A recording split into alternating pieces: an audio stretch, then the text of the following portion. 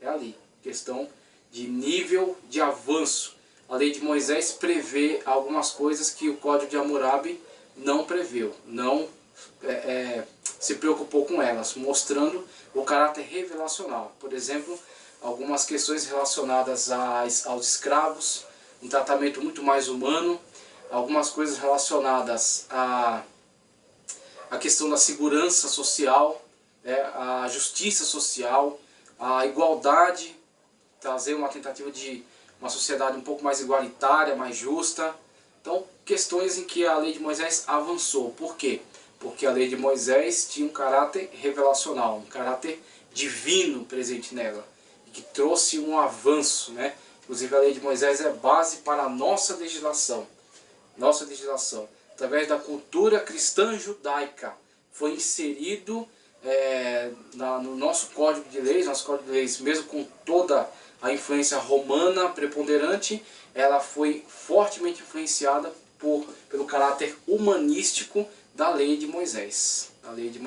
Então, tem essa questão, análise de significado, circunstância, gênero literário, análise das formas, a crítica das formas, o gênero literário, aí onde vai entrar a questão da heterogeneidade dos textos, e quando entra a questão dos textos serem heterogêneos, logo começam a se elaborar teses de que o Pentateuco, por exemplo, tem pelo menos 3 autorias. E aí eles trazem uma autoria que eles chamam de sacerdotal, outra de javista e outra de eloísta. Sacerdotal, javista e eloísta. Então tem pelo menos três tradições literárias que eles encontram dentro do Pentateuco, que diz que foram tradições diferenciadas, que foram fundidas, foram unidas na época de Esdras. Então, na verdade, isso aqui é tudo uma construção artificial, fundida, reunida forçadamente no tempo de Esdras e atribuída a Moisés, né? Eles falam isso sem qualquer problema, sem qualquer constrangimento. Questão histórica, contexto histórico, é onde eles vão dizer que para o contexto histórico não era possível essa produção textual, e a arqueologia, a paleontologia vão negar, vão dizer que até antes de Moisés haviam construções tão complexas quanto, mostrando que a questão do contexto histórico não atrapalha a possibilidade da autoria mosaica do Pentateuco. Redacional, a finalidade, o porquê dos escritos, das tradições, desenvolvimento, e aí é onde eles vão dizer que esse desenvolvimento não goza de evidências arqueológicas suficientes para a comprovação desse desenvolvimento desta forma. Por isso vão dizer que esse desenvolvimento na verdade foi tardio, foi na época de Salomão, e alguns que atribuem a maior antiguidade dizem que foi da época de Salomão, e outros mais exagerados dizem que na verdade é da época de Esdras apenas. Mas aí nós vemos que o desenvolvimento é testemunhado por toda essa cadeia de testemunhos, é testemunhado como sendo textos atribuídos sim a Moisés. Atribuídos sim a Moisés, independentemente. Para mim, esses autores têm mais autoridade que os pensadores da autocrítica textual. Estes aqui são do contexto, Antigo Testamento, do contexto, Josué, auxiliar de Moisés. Esses cientistas aqui, pessoas que vieram muito depois, falíveis, completamente falíveis.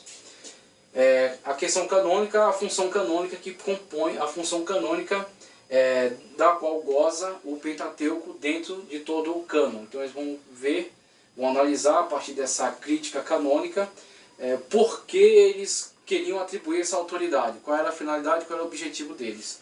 E aí eles vão olhar para essa questão canônica de uma forma um tanto depreciativa. Quando, por exemplo, vemos alguns deles dizerem que tal texto tem um caráter teológico, mas não histórico. Como que, a priori, afirmando que se algo é teológico, deixa de ser histórico. Sendo que a teologia não é um samba do crioulo doido. A teologia tem sistema, tem organização, né? A teologia tem método de estudo. A teologia tem método de pesquisa científica. A teologia não é uma loucura feita por qualquer um, são pessoas responsáveis, pessoas idôneas. Então logo vemos que muito dessa crítica canônica está imbuída de preconceito. E preconceito tolo que não se justifica. Então muito da crítica textual falha. Falha quando de primeira mão já vincula a sua análise a certos preconceitos. E esses preconceitos atrapalham uma análise honesta daquilo que está sendo estudado. Então, com isso vemos, a autocrítica textual falha por causa desses pressupostos antissobrenaturais. E aí vemos o conservadorismo.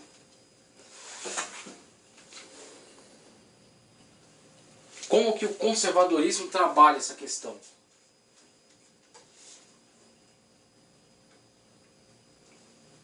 Primeiro, o conservadorismo ele vai reafirmar a questão da tradição da autoria mosaica. Moisés é o autor, sim, do Pentateuco. Moisés é o seu autor. E para desenvolver a questão da autoria mosaica do Pentateuco, o conservadorismo vai dizer o seguinte: Moisés teve material suficiente para trabalhar.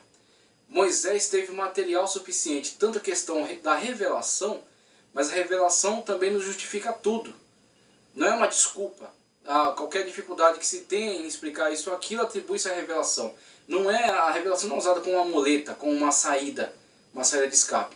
A revelação é mais um dos fatores, mas não é o único fator. Existem outros fatores também que corroboraram na questão da autoria mosaica. Por exemplo, Moisés fez uso de materiais. Quais são os materiais que Moisés fez uso? Fez uso das genealogias e das tradições orais.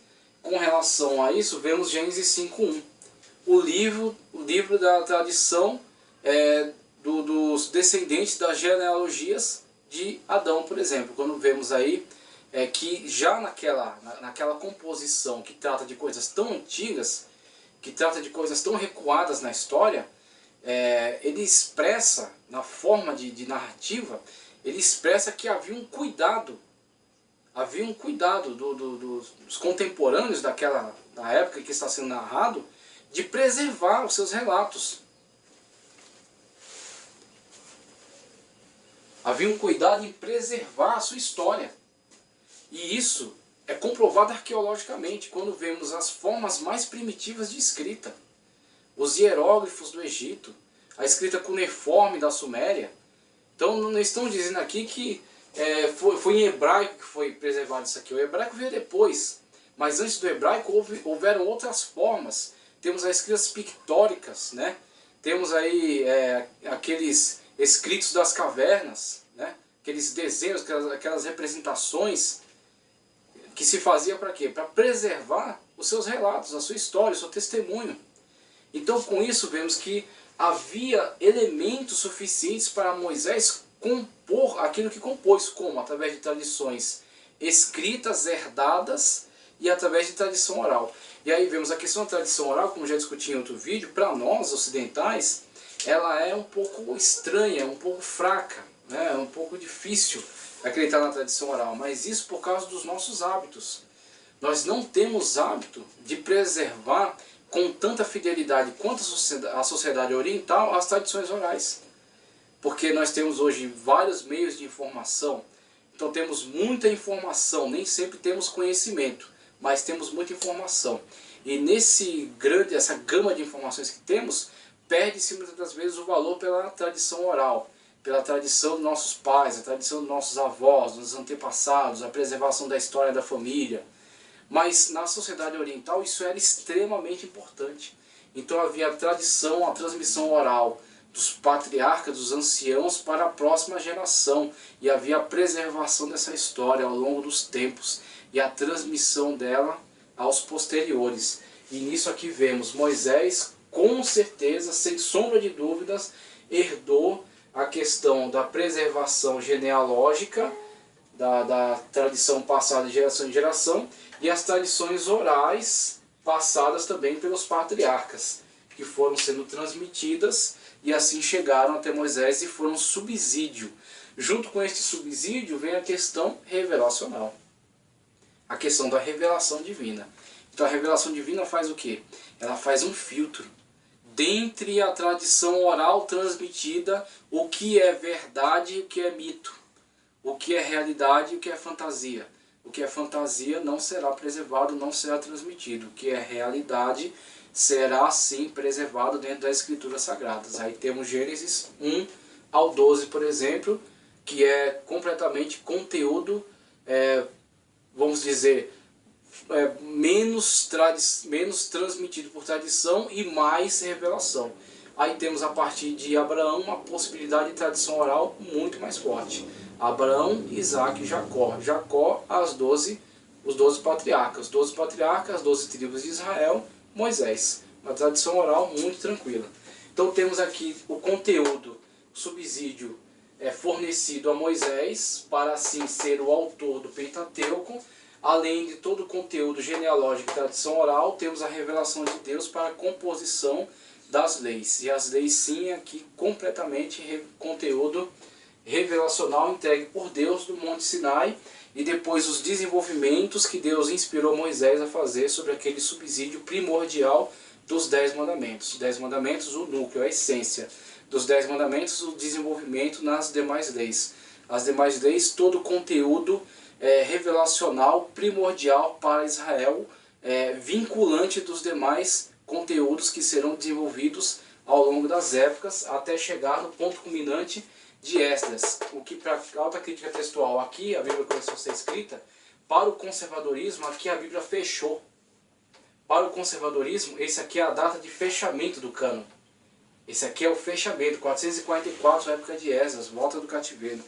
Quando enfim é feita as crônicas, a recontagem, né, novamente narrado, recontado todo o processo histórico, genealógico, da formação de Israel, com as crônicas, e depois os últimos profetas, e enfim o último profeta que falou no Antigo Testamento, o profeta Malaquias. Então aqui, para a alta crítica textual, aqui é o começo, para o conservadorismo aqui é o fim. O começo deu-se lá em Moisés em 1500, pelo menos, antes de Cristo. E o encerramento aqui em 444, época de Esdras, fechamento do cânon. Acerca do anacronismo, que é usado para questionamento da questão revelacional e da questão da autoria mosaica, temos um exemplo aqui narrado em Gênesis. Primeiramente aqui o texto, na página 26 ainda, também é notável haver alguns acréscimos e retoques insignificantes de palavras arcaicas feitos à obra original de Moisés.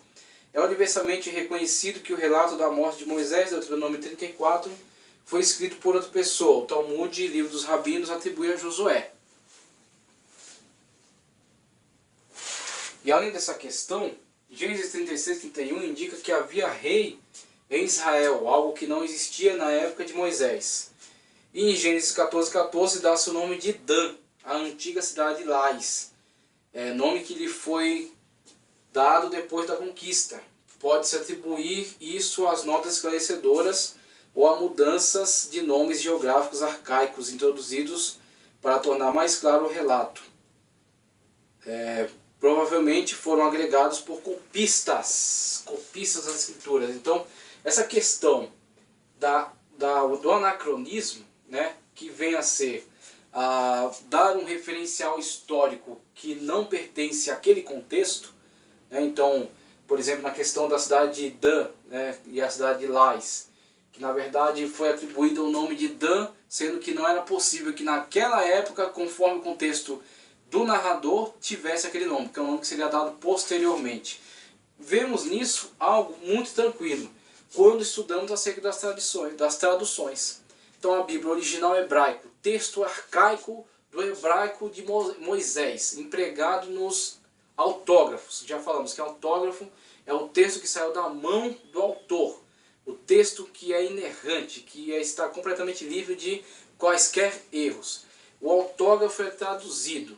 A partir da tradução temos uma modificação, que não adotará mais aquela língua, será traduzido para uma língua moderna, com outros sinônimos, com outros verbos, outros substantivos, outra sintaxe, outro tipo de gramática. Então, a partir dessa tradução, primeira tradução, Septuaginta, depois outra tradução, Vulgata, o Pentateuco samaritano, siríaco, copta, outras línguas aí para as quais foi traduzido. Neste ato de tradução, o copista tem a necessidade de situar geograficamente e situar contextualmente o seu leitor, da sua época. E aí onde entra essa questão. Quem atribuiu à antiga cidade o nome de uma cidade moderna foi o copista. O copista tentando contextualizar geograficamente o seu leitor. Porque o leitor da época de Moisés não tinha problema nenhum com aquela cidade, aquele nome, aquele termo. Mas o leitor da época do copista teria. Então qual é a utilidade de se manter o nome de uma cidade que já foi? Ela teve o seu nome modificado. Com isso, o copista, tentando facilitar o entendimento do seu leitor, modifica algo que é insignificante, o nome de uma cidade. Tem-se o mesmo significado, o mesmo resultado. Apenas mudou-se o nome por causa de uma questão histórica. O novo contexto histórico no qual está inserido o seu leitor. E para o entendimento melhor é inserido então o nome moderno naquela cidade. Então o anacronismo deve-se a traduções. É uma questão de copista, não é uma questão de falha das escrituras. Não é uma questão de falha dos originais, mas uma questão de adaptação do copista. Isso aqui é muito tranquilo. E aí, para corroborar a opinião do conservadorismo, temos a linguagem egípcia empregada, por exemplo, no Pentateuco. Quando Moisés, narrando em Gênesis a história do patriarca José, ele usa nomes como Potifar, ou usa nomes como Zafenat Paneia, nomes que são próprios do contexto egípcio e que não necessariamente seriam do conhecimento de um autor da época de Esdras, pós-cativeiro babilônico. Se esse conjunto de livros houvesse sido composto artificialmente na época de Esdras, isto aqui provavelmente não teria sido feito desta maneira. Empregar nomes típicos do Egito da época de José, que foram recebidos por Moisés como tradição oral. A tradição oral forneceu a Moisés os nomes corretos. Moisés estava próximo desse contexto aqui, o que não seria possível aqui, se fosse uma composição artificial. Então por isso esses nomes aqui estão como estão, na forma usual da época de José, porque foram recebidos por Moisés por tradição oral. E aqui temos também questões regionais, por exemplo, Texugo e Onitsha. Texugo, durante muito tempo, foi um mistério para os acadêmicos. O que vem a ser um texugo? Não havia conhecimento, até que a arqueologia trouxe à tona a questão das peles de animais empregadas, usadas para a produção de texto, para a produção de folhas para texto, né? As peles com os quais se fazia o pergaminho da época, e era usado esse tipo de animal presente no Sinai, chamado texugo. Então é uma característica típica daquela região, que seria mencionado por um autor que esteve presente na região e conhecia os hábitos, conhecia os materiais, conhecia as coisas da época, as coisas daquele lugar, daquela região. O autor chama-se Moisés, que esteve no Monte Sinai e utilizou desse tipo de material, peles de texugos, ou a Onitsha, por exemplo, que é um material encontrado no molusco e usado para compor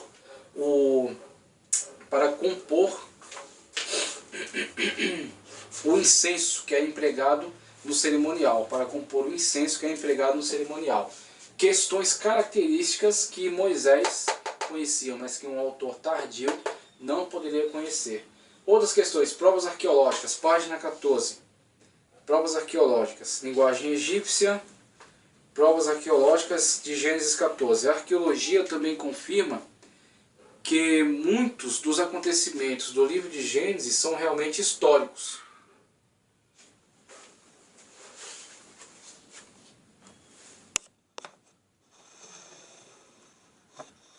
Os do livro de Gênesis são realmente históricos, como estamos lendo aqui.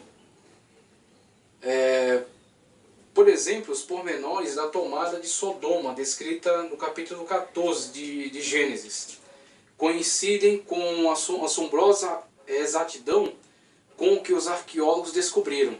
Nisso se incluem os nomes dos 4 reis, o movimento dos povos e a rota que os invasores tomaram, chamada Caminho Real. Depois do ano 1200 a.C., a condição da região mudou radicalmente e esta rota de caravanas deixou de ser utilizada.